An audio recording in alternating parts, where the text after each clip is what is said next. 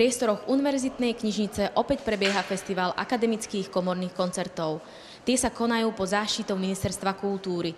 Tento rok ide o jubilejný 10. ročník, ktorý v útorok 29. októbra otvorilo komorné duo manželov Jarových. Spolupracujú už od roku 2010. Svoje vystúpenia predviedli takmer po celom Slovensku. Ich cieľom je propagovať hodnoty slovenskej hudobnej tradície. Na programe boli diela skladateľov Eugena Suchoňa, Alexandra Skriabina a Sergeja Kusevického. Pôvodný koncert začíname tiež trošku netradične, pretože prvý raz vôbec v Prešove predstavíme kontrabas ako solistický nástroj.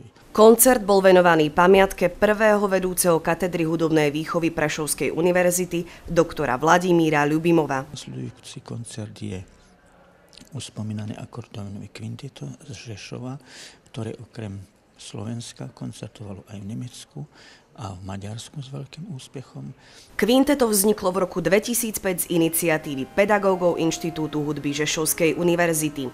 Jeho umeleckými vedúcimi sú profesor Miroslav Dimon a profesor Pavel Paluch, ktorí pre súbor aranžujú a upravujú skladby.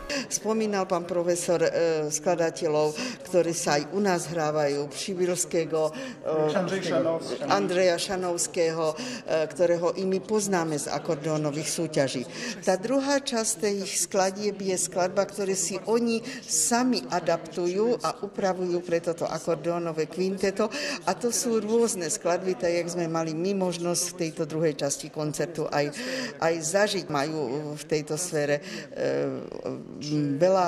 veľa skladieb, ktoré samozrejme nepredviedli, ale sú to skladby z rôznych žánrov súčasnej hudby, najmä teda tej populárnej hudby. Účasť na festivale prisľúbil aj